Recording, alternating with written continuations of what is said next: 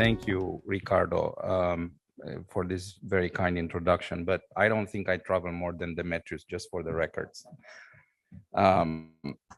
Anyway, this is about maybe the last bastion that needed to be conquered in endovascular therapy, because we didn't have any class 1 evidence to support treatment for basilar artery occlusion. Of course, we all were treating it, but it was not in the guidelines, and there's always risk that payers will not cover it and things like that. So I think the world needed the final proof for efficacy in basilar occlusion.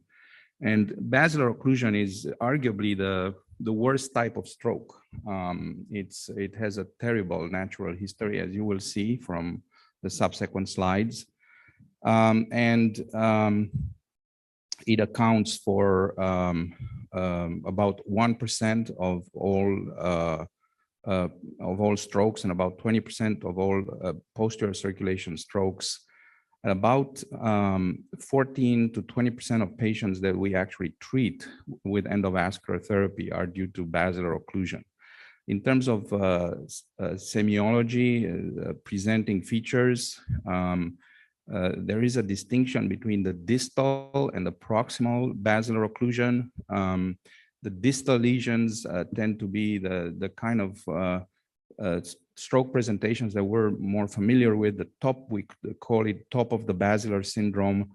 They're very sudden in onset, just like in the anterior circulation, maximum deficits at onset, and they tend to be embolic, many times cardioembolic. The proximal lesions are different because many times they are due to underlying atherosclerotic disease, high-grade stenosis that then go on to occlude. And they are preceded by more, or they present with more prodromal symptoms, vertigo, nausea, headache. It's more difficult to figure out exactly when the onset of these syndromes is, and that brings in some confusion as to indication for treatment and things like that. So manifestations can include decreased level of consciousness, diplopia, dysarthria, drop attacks, tinnitus, a lot of very protean manifestations. So these are the proximal, more insidious in onset. And until recently, we didn't have that great natural history of this condition. Now we do. There's been several randomized trials now.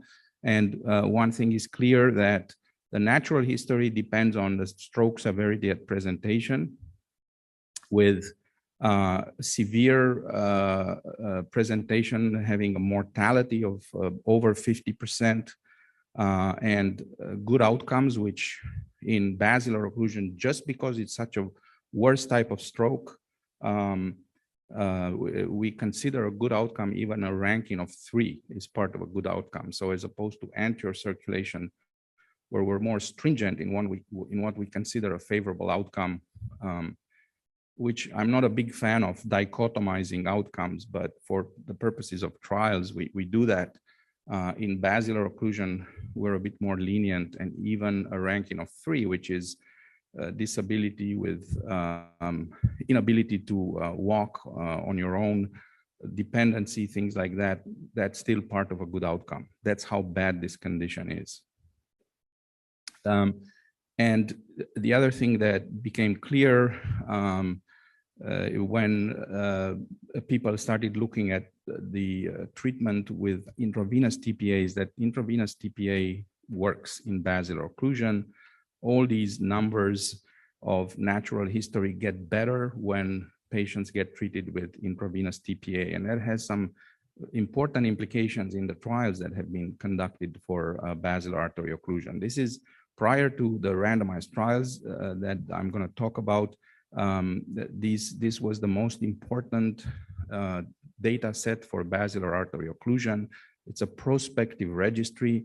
People are putting prospectively cases where patients were either not treated with any kind of reperfusion therapy or intravenous or endovascular. Of course, endovascular at that time was rather primitive. And there was basically the Mercy device or aspiration with small catheters. And the first signals were that intravenous TPA and endovascular are about the same efficacy, especially with regards to mild to moderate deficit at presentation. It looked like intravenous TPA had a bit of an edge over endovascular. And just like with the anterior circulation, a time-dependent relationship between efficacy and time to treatment, with patients that were treated earlier having higher chances of a good outcome based on treatment relative to time of onset. In terms of endovascular therapy, there are some particular aspects, and that relates mainly to these lesions with underlying atherosclerotic etiology, because that sort of mirrors more what's happening in the cardiology literature, where the cardiologists in STEMIs, in ST elevation MIs, have long given up on thrombectomy or even angioplasty. They just go ahead and stent the lesion. And that's perhaps where we're heading as well in basilar occlusion, where the underlying lesion is atherosclerotic, because we don't have to deal with, we're basically, number one, when the interventionists here know that even in the era of modern reperfusion therapies endovascularly, the stent remains the fastest way to open an occluded vessel.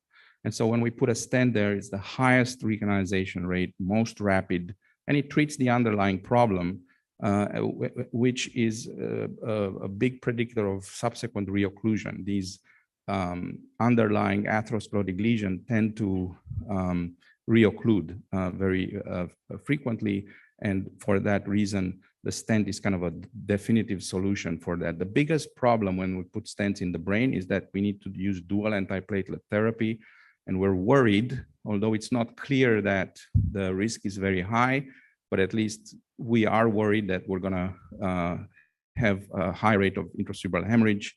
And certainly the advent of intermediate catheters has made stenting and the self-expanding stents has made stenting much more easier from a technical standpoint, but there's still some challenges, especially in the anterior circulation, to get stents there. And then there's long-term risk of restenosis and occlusion. And for clots that are stuck in a bifurcation, stenting remains something that we don't know how to address well. So, but certainly, I think that stenting in the basilar occlusion situation is something that we need to look more carefully at. We've been long known that even before we started looking at extended time windows in the anterior circulation, that in basilar artery occlusion, the time window may be a bit longer, and that's because of particularities, the collaterals, the brain stem resistance to ischemia that lend this condition particularly to treatment beyond the time window, the regular early time window. And just like in the anterior circulation, we've been trying to understand what predicts failure of obtaining a good outcome. And just like in the anterior circulation, the amount of infarct at baseline is a very strong predictor of good outcomes after the procedure. And for that reason, just in the anterior circulation, sort of emulating the story there, these investigators came up with the posterior circulation aspect score, which again is a poor man volumetric quantifying measure for the baseline infarct in the posterior circulation, being presumably even more difficult to determine than in the anterior circulation.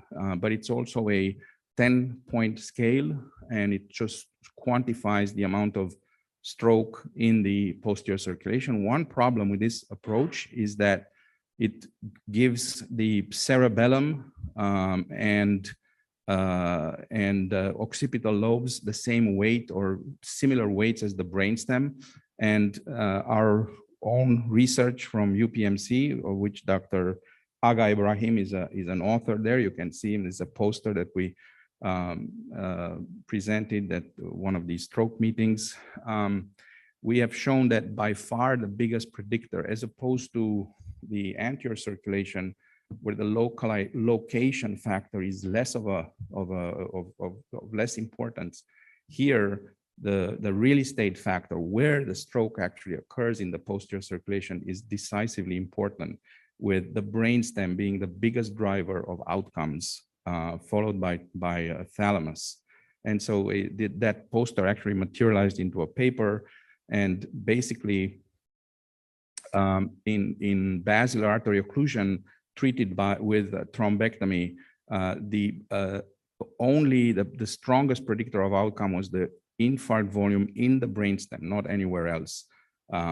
And with that, we came up with a prognostication score, which was age plus 10 times the brainstem infarct volume, and that would sort of drive your outcome. So now let's go to summarize the randomized trials that have been done in this space. There were 2 randomized trials, BEST and BASICS, both of which were negative trials formally. BEST was a trial conducted in China. Raul Noguera was part of the principal investigators. This trial randomized patients in the early time window. I think it went up to 8 hours. And the problem with that trial was conducted just around the time of the large anterior circulation stroke trials, was that there were a lot of crossover. So patients were assigned, randomized into the control group, but because of pressure by families to actually treat the patient, there were a lot of crossovers from the control group, the non-treated group, to the treatment group. So, but by the rules of clinical trials, and rightly so, these patients actually counted as controls, as non-treated, even though they were treated. The rate of crossovers was very high, 20 to 30%. So you actually had a lot of patients who were treated who counted in the non-treated group. And because of that, the treatment effect was diluted.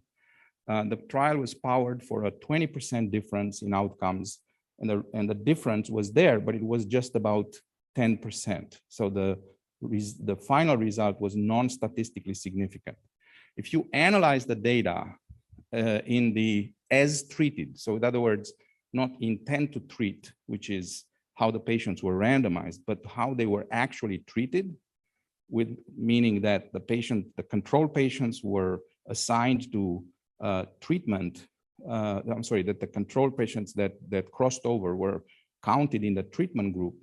That trial was widely positive. And that's a very important lesson for making sure that when you sign up for a clinical trial, you need to randomize trial. You need to randomize every patient, because if you don't do that, you're doing a disservice to the field, the patients. You're undermining whatever you're looking for to prove. And that was the story with BEST.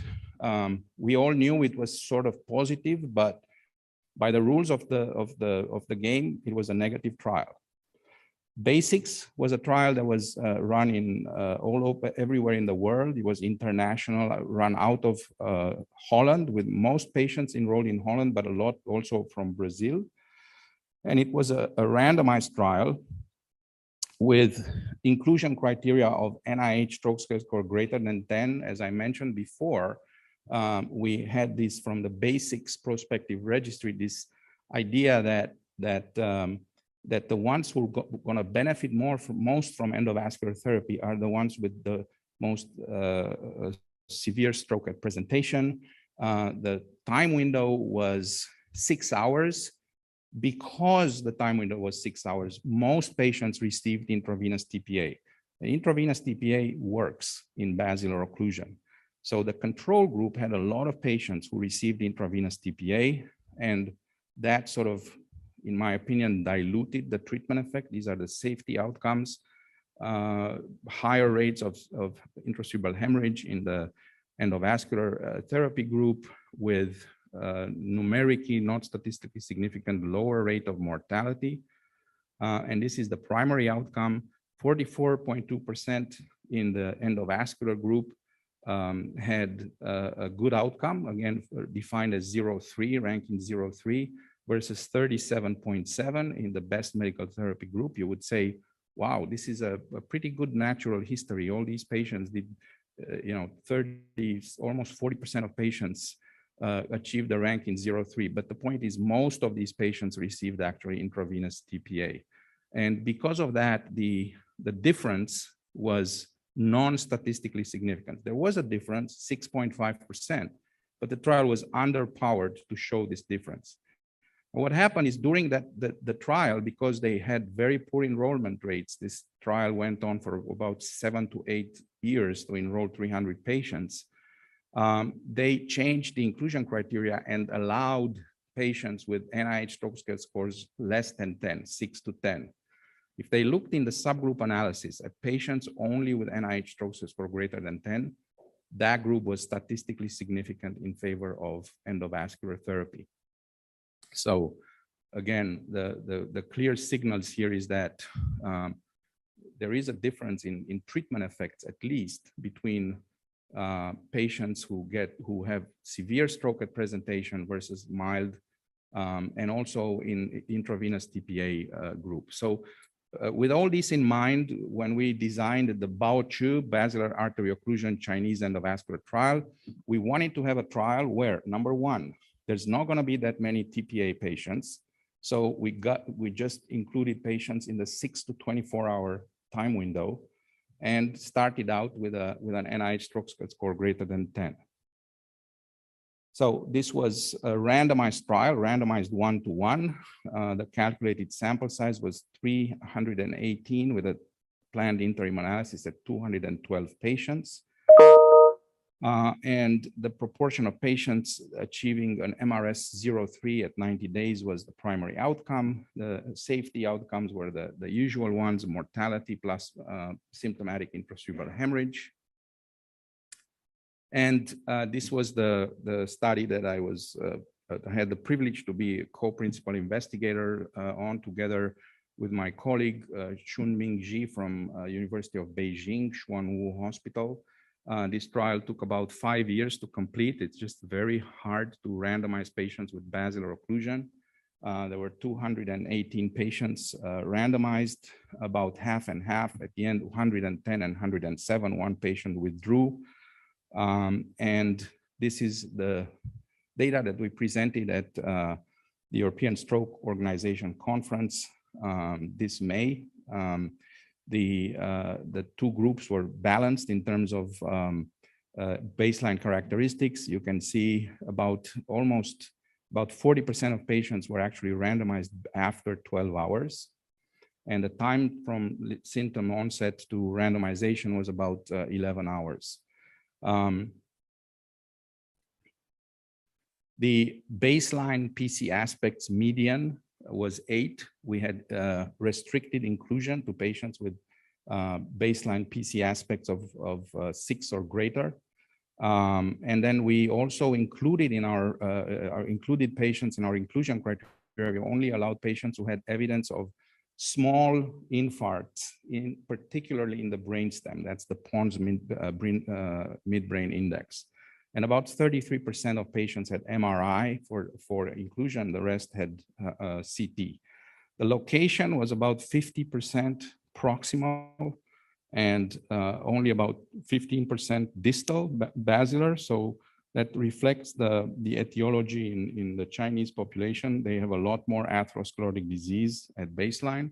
And these are the causes of stroke by TOAST criteria. So you can see here about 65 to 70% of the patients had large vessel atherosclerosis. That's not what we would see here in Florida, for instance. It would be a bit more even towards atherosclerosis and cardioembolism. These are the safety results. There was a numerically almost statistically significant difference in symptomatic hemorrhages with higher rates in the endovascular group. But despite of that, a trend towards lower mortality in the endovascular group, a difference that was not quite statistically significant. And these are the primary results. 46% achieved a good outcome in the thrombectomy group versus 24% in the best medical therapy group. Only about 10–15% of these patients actually were treated with IV TPA in overall. So that's a 22% treatment effect, and it is almost the same as the other trial, randomized trial that was presented at the European Stroke Conference that I'm going to talk in the subsequent slides.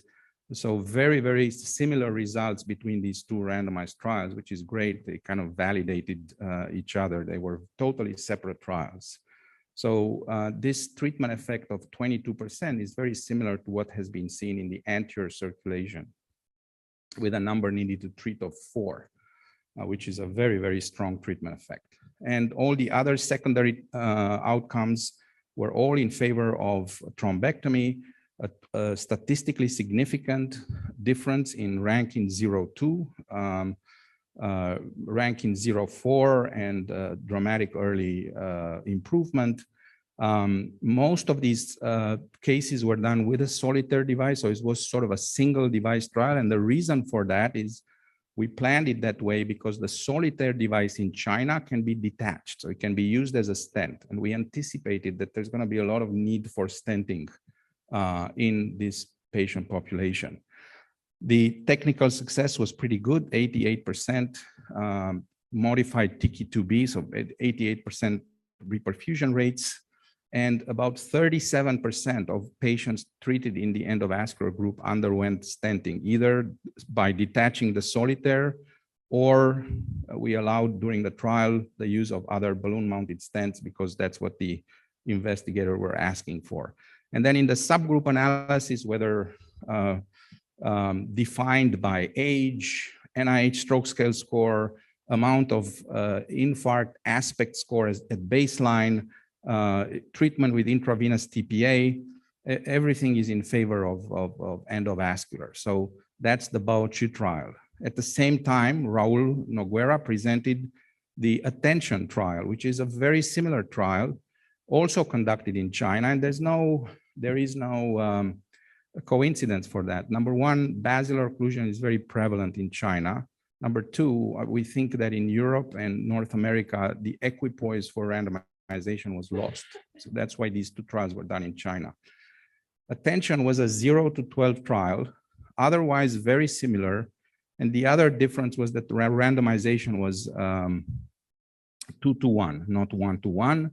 Also, patients were selected based on an aspect score of 6 or greater in the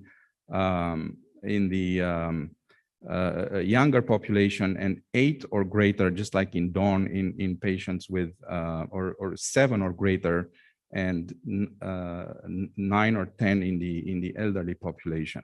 These are slides courtesy of Raul. Otherwise, the protocol was very similar, a multi-center trial in China, a sample size 342 subjects, randomized 2 to 1, with very similar primary endpoints as Bauchu and safety endpoints. And this is the sort of the consort diagram. They basically treated, this was a much more consecutive case series. They treated a lot more patients within the trial, and the ones who refused to participate were not treated. That was one of the difference with Bauchu, but otherwise everything very similar. Baseline characteristics very similar, except of course the time window from stroke onset to randomization, 5.1 hours versus 11 in Bauchu. And very important, the way we define stroke onset, just because of these insidious symptoms in Bauchu, we allowed headache, vertigo, nausea to be, that did not count as onset of symptoms. And here it was sort of an estimated onset of symptoms. So that's one of the issues with basilar occlusion presentation and time windows.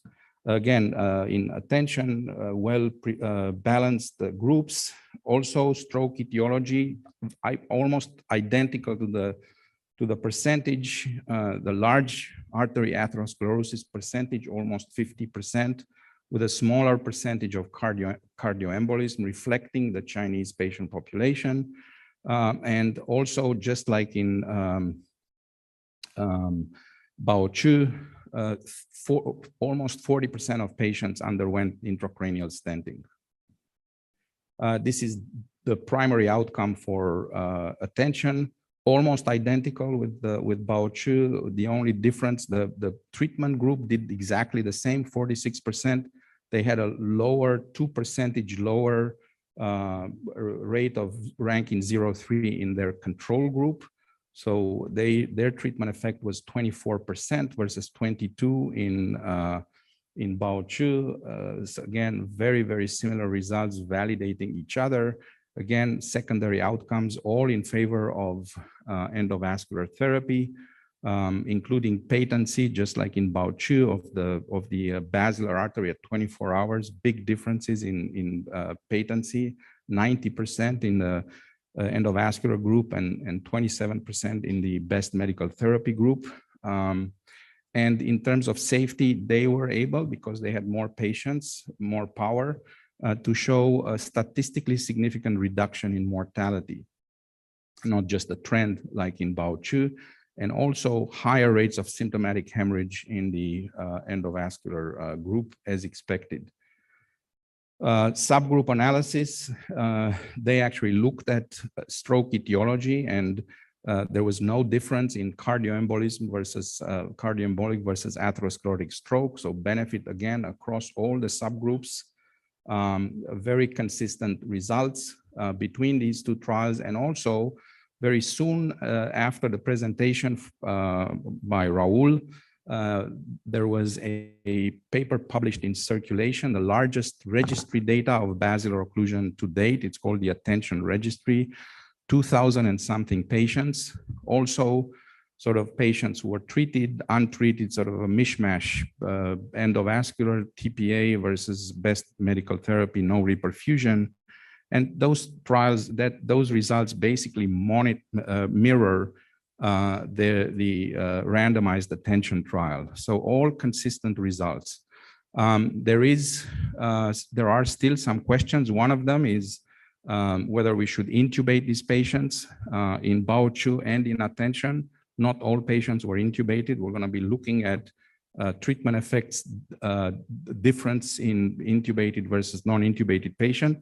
Our own data, again, Dr. Aga Ibrahim is one of the authors here from UPMC and Emory, a combination, suggests that when we don't intubate these patients, there's no difference in outcomes versus intubated. So what are the unresolved questions for basilar occlusion? To me, the number one question is, because Bauchu and attention included patients with NIH stroke score greater than 10, for the most part, Bauchu had we also changed to 6 and greater during the trial, but most of the patients were NIH greater than 10. Attention only enrolled patients with NIH 10 or greater. So the question is, what do we do with these patients who have milder deficit at presentation? And do we give all the patients, regardless of time window, should we do intravenous TPA because it looks like it works in basilar occlusion? We don't have evidence beyond the 4.5-hour time window. And then adjunctive neuroprotectants, which I'm going to talk about more in the next talk. Adjunctive intraarterial lytics. There is a trial called CHOICE that has shown that when we give intraarterial lytics after we reperfuse the main vessel, and even in pristine angiographic cases following reperfusion, there's still benefit if we infuse TPA just to improve the microcirculation. So is that something that we should be looking at basilar occlusion as well? Anesthesia versus awake, it's not settled. And then what's the role of stenting and angioplasty? Should both be done? Can we get away just with angioplasty, or should we just not do any of these? And these to me are the big remaining questions in basilar occlusion. But I think that the fundamental question is endovascular therapy effective? Does it improve outcomes in patients with basilar occlusion with moderate to severe presentation? The neurological deficit at presentation has been answered definitively by these two randomized trials. Thank you very much.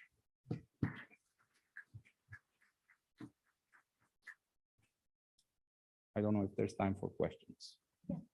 Let's, I think we have a few minutes. Anybody with any questions for Dr. Jobin?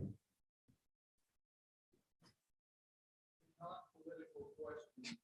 Have you seen increased strokes related to vaccines? No, I have not seen it. And this has been looked at and published. But I have seen the one case of hypercoagulable state induced by vaccines with thrombocytopenia. It's a well-known syndrome. I treated that patient. That patient came in with sinus thrombosis and arterial strokes. She did actually well, but other than that, I have not seen more strokes because of vaccines now. Thank you. Thank you, Tutor. I have a question. So thanks for this. Like you said, this was something that had to be proven even though we were doing it. So I'm glad being involved in thrombectomy and circulation trial, I'm glad that I didn't have to randomize.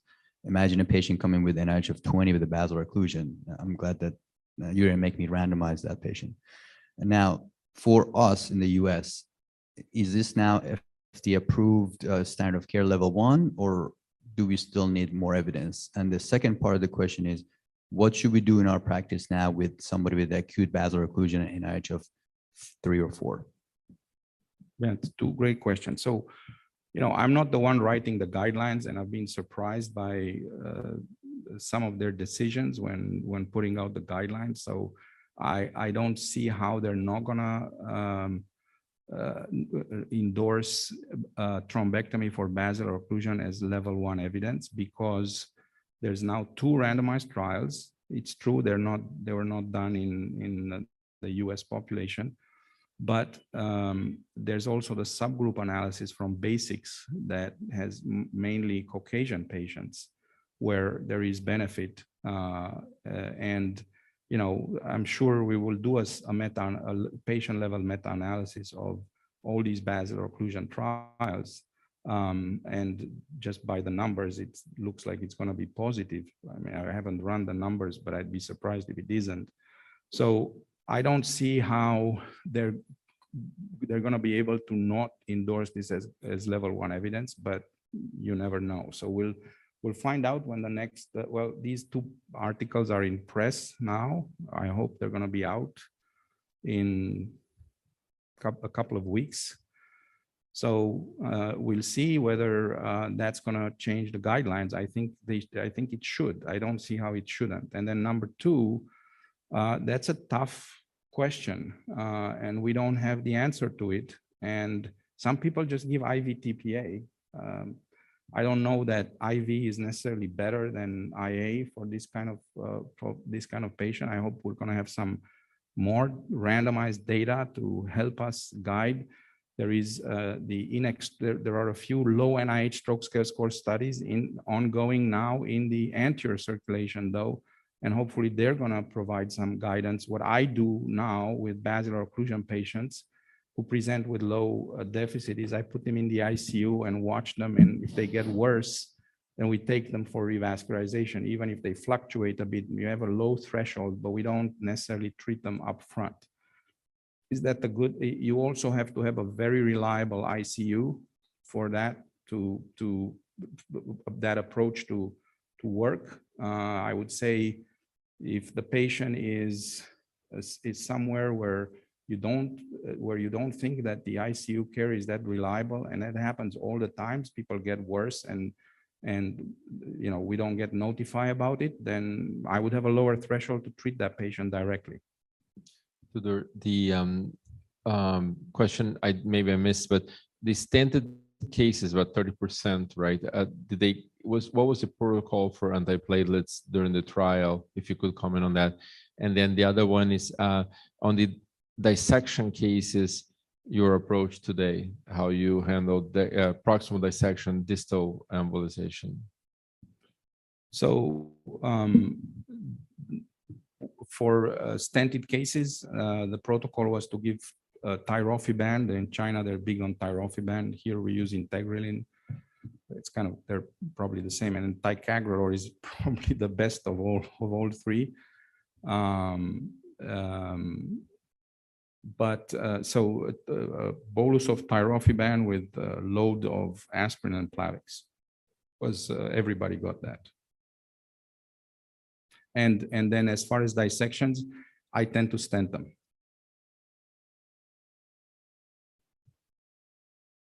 Stent and then thrombectomy or the other way around.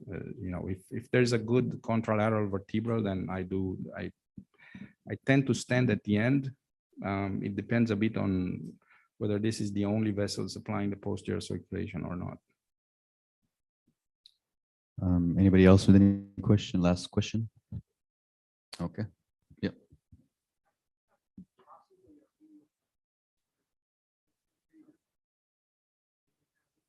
And you're going to leave it behind in ICAD. How do you clean off the thrombus that was ensnared before you deploy it? Right. So you use the stent retriever as a stent retriever first, because it's firmly attached to a wire. And that's actually how the Solitaire was initially marketed even in the US. It was thought of as a neck detachable and retrievable neck bridging stent for aneurysm treatment. But in other countries, they kept this iteration of the device. So you use it as a stent retriever first. You grab the clot. And then if you see there's underlying, and that's going to be your call as an interventionalist, is it a residual thrombus or is there plaque? But most of the times you can tell, or, it's possible that some of these lesions that were stented were actually thrombus. But, you have residual stenosis, then you do angioplasty, and then you put the stent to protect the angioplasty lesion from microdissections and things like that promote reocclusion. Time you deploy that stent, it's been cleaned off or. Oh yeah, you clean it up. We always clean it off, even when we use it as from one pass to the other. You just put it in saline or something, and usually everything goes away.